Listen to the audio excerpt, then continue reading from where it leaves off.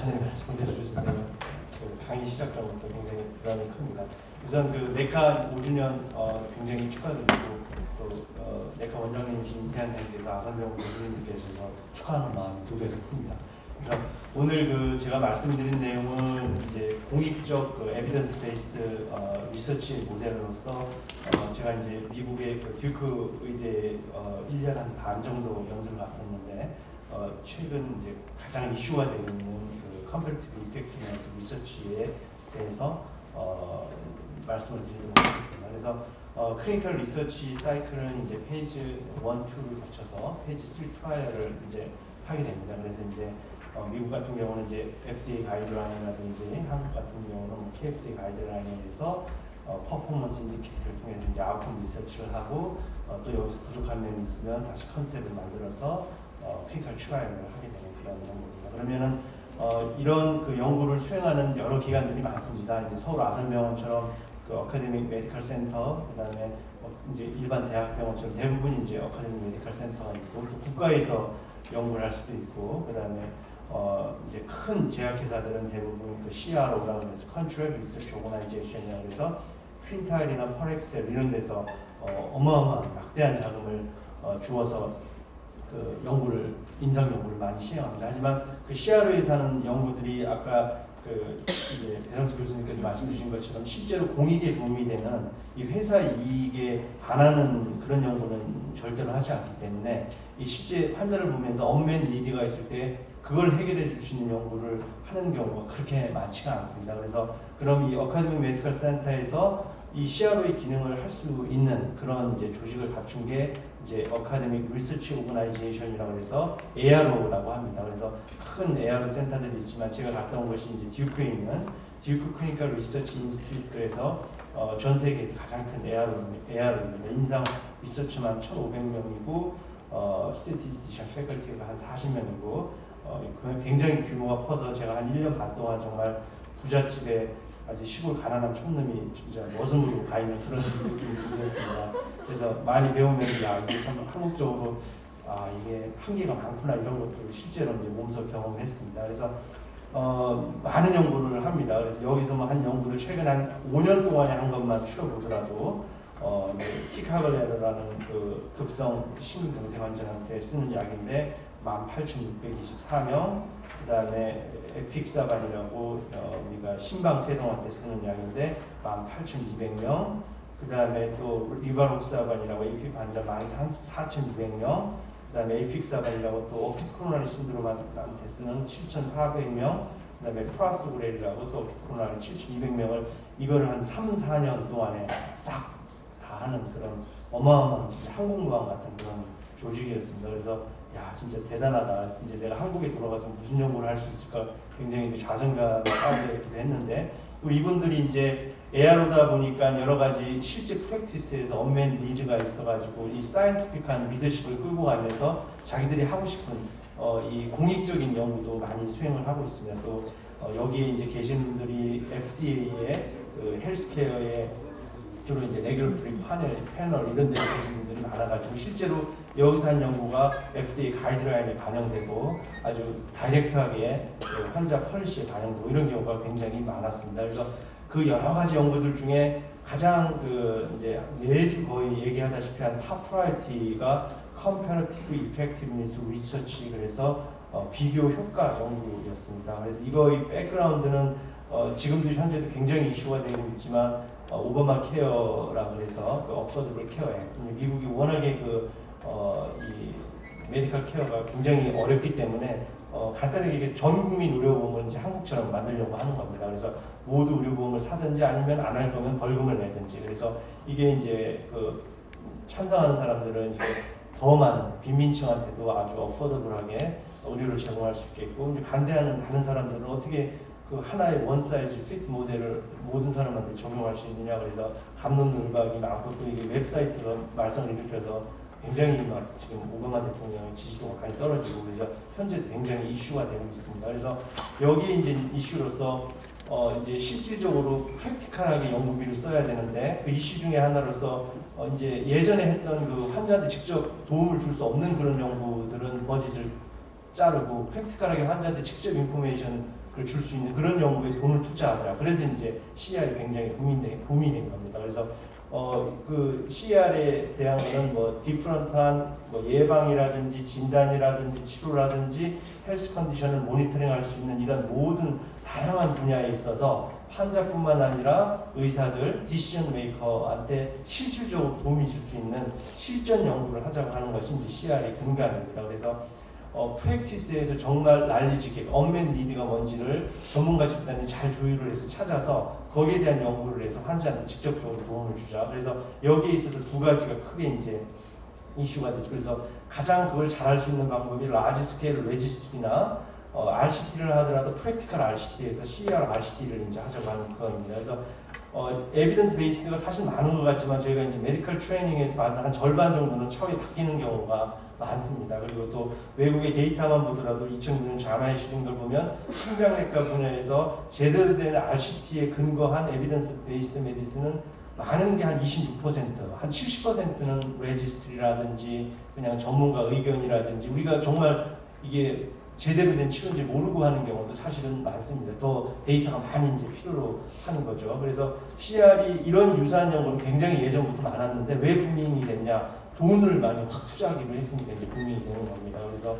1.1 빌리언이면 한 1조인가요? 10조인가요? 그래서 이게 이제 딱 투자가 되면서 이제 모든 사람들이 많이 연구비가 투자되면 이 연구를 해야 되겠다. 그래서 굉장히 이제 하면서 이제 non-profit 오건으로 피콜이라는 Patient Centered Outcome Research 인스티튜트를 만들어서 여기서 NIH나 AHRQ 같은 곳에 이제 프로젝트를 주고 이제 관련된 연구를 이제 하자고 이제 진행을 하고 있습니다. 그래서 전문가 집단에서 CER에 해당되는 scientific question을 찾고 그 다음에 이제 여러 가지 방법이 있죠. 라지 레지스트리나 클리니컬 트라이얼이나 메타 어널리시스나 디시전 어널리시스를 통해서 환자한테 직접적으로 영향을 줄 수 있는 가이드라인을 만들고 이런 연구를 하는 겁니다. 그래서 각 분야별로 카디오베스큘러 분야뿐만 아니라 온콜로지 뭐 모든 펌베드 찾아보면 CER에 어떤 주제를 하면 좋을까 이미 논문이 다 나와 있습니다. 그래서 저희 심장내과 분야에서도 2010년 제약에 보면 8개 주제로 우선 프라이어티를 해서 하면은 그러니까 미국에서 요걸 프라이어티를 가지면 이 주제로 논문을 내면은 어쨌든 가능성이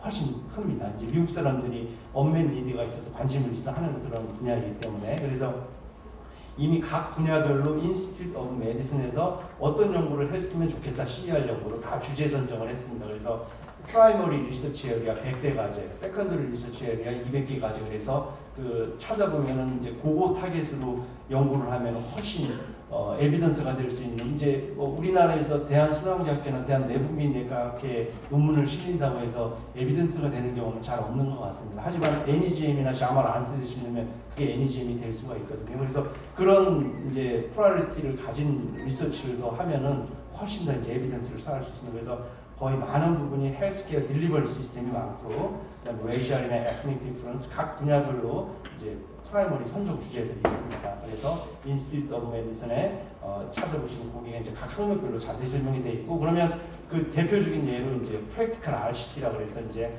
현재 진행하고 있는 게 어떤 걸 진행하고 있느냐 대부분의 프라이머리 클리닉에서 건강검진은 요즘에 코로나리 CT는 다 포함을 하고 있습니다. 기술이 굉장히 발전해 있기 때문에 그래서 이 환자를 찍어야 되냐 그런데도 코로나리 CT를 다 하고 있는 경우가 많습니다. 그래서 그러면은 미국도 이게 이슈가 되기 때문에 이 코로나리 아테리 디지즈가 의심되는 환자를 가지고 코로나리 CT를 한 5,000명 정도를 하고 나머지는 그냥 기존처럼 트레드밀 테스트나 사일럼 스캔 스트레스 테스트를 해서 아웃컴을 비교해봐서 굳이 이게 뭐 코로나리 엔지오그램을 무조건 시행을 해야 된다. 이런 거에 대한 이제 정말 공익적인 프랙티컬한 이거는 뭐 아무 어디 저기 회사 컴퍼니에 도움이 되는 그런 연구는 아니죠. 그래서 그런 연구를 수행을 또 하고 있습니다. 그 다음에 이제 공익이 되는 프랙티컬 RCT 연구로서 우리가 그런 코로나리 CT를 그렇게 많이 하면은 코로나리 CT에 있는 파인딩만 가지고 메디컬 세라피를 하는 분 절반이랑 코로나리 CT를 했으니까 조금 궁금하니까 엔지오까지 해보자.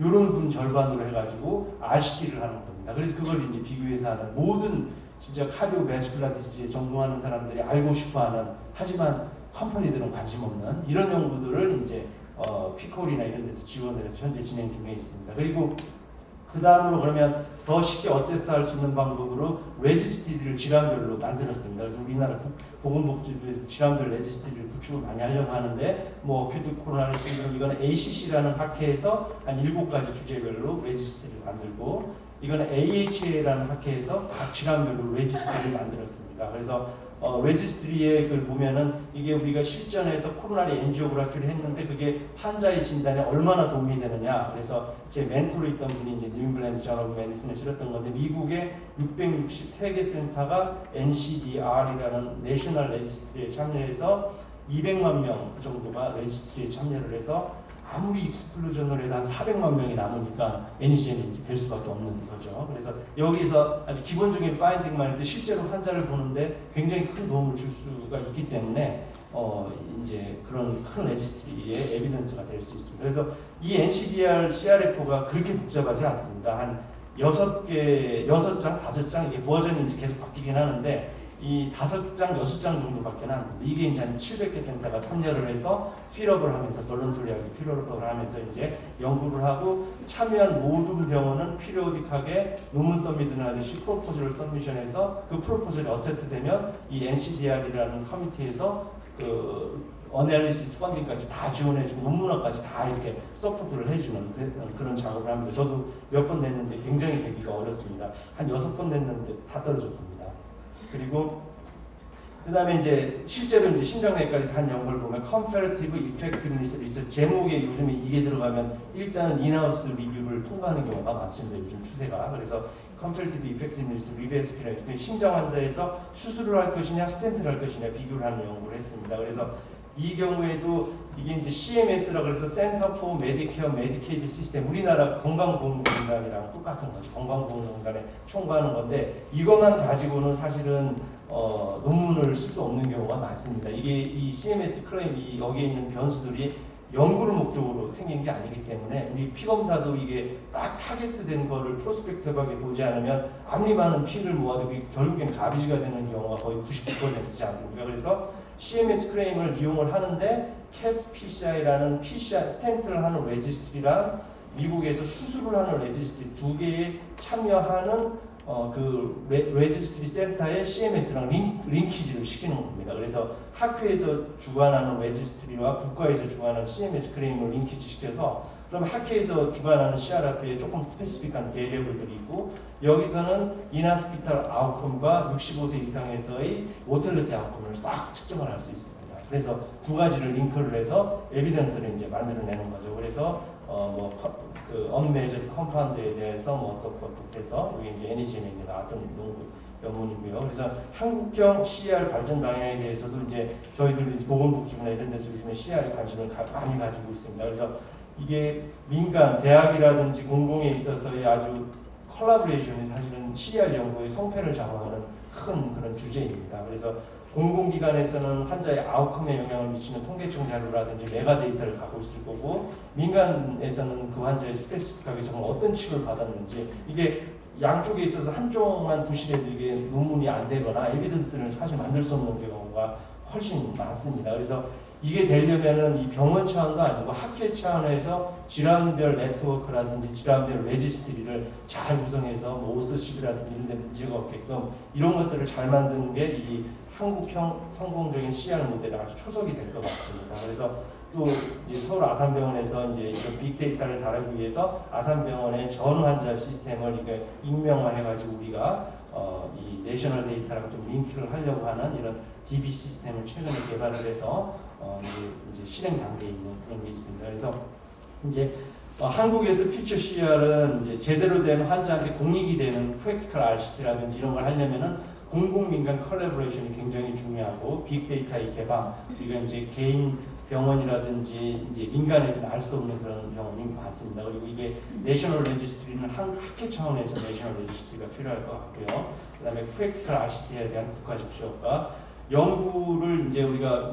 과제를 함에 있어서 항상 세계 최고 수준 대비 몇 퍼센트의 어프로치 이런 식으로 근접을 해야지 이게 에비던스가 될 수 있고 가끔 이제 정말 이제 선수들은 알아본다고 보건복지부에 과제를 내는 경우를 이제 보게 되면은 이게 그냥 대충 한글로 그냥 결과 보고서만 내려고 하는 건지 저 주제로는 도저히 어디 논문에 씌울 수 없는 그런 주제로 하는데도 실제로 되는 경우도 좀 있습니다. 그러니까 이제 그런 거를 감안한다면 정말 에비던스, 내가 좋은 논문에 퍼블리케이션을 시켜서 그거를 외국에서도 알리고 우리나라에서 에비던스를 알릴 수 있는 그런 식의 어프로치가 이런 근거 중심 의학 리서치를 하는데 굉장히 중요할 것 같고, 연구 성과물에 있어서 규제보다는 이제 더 프로모션에서 연구자들을 리서치에서 집중할 수 있게끔. 그래서 그럼 미국처럼 저희가 할 수 없으니까 그러면 우리나라 비슷한 사이즈의 이런 걸 잘하는 데가 어디가 있을까? 그래서 이게 작년에 NEJM에 실리면서 굉장히 이슈가 됐던 한입니다. 그래서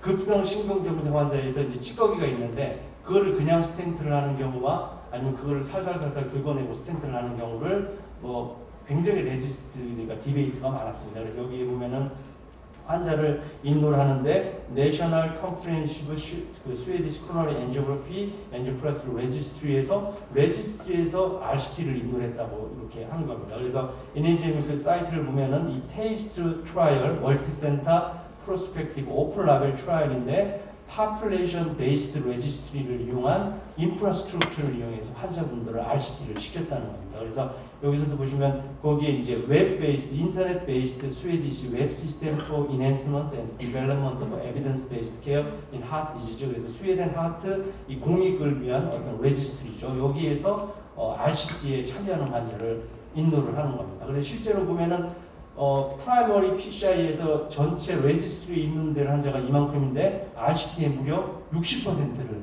이렇게 인도를 시켰습니다. 그래서 실제로 레지스트리를 구축했을 때 든 비용에 추가적으로 RCT를 하는데 $50만 들어서 이런 어마어마한 RCT를 수행을 한 거죠. 스웨덴이라는 나라에서. 그래서 그럼 이게 얼마나 대단하냐. 전체 연구에서 환자가 한 5,000명 정도인데 지난 20년 동안의 메타아나리시스를 다 해봐야 한 분당 1,900밖에는 안 됩니다. 그러니까 이거를 한 방에 뒤집을 수 있는 정말 제대로 된 프랙티컬 RCT를 시행을 한 겁니다.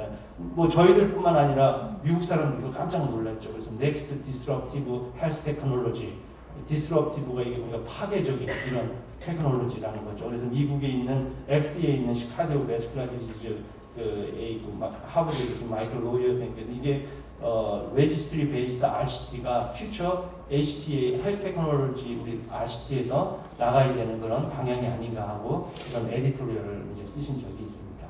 네, 경청해 주셔서 감사합니다.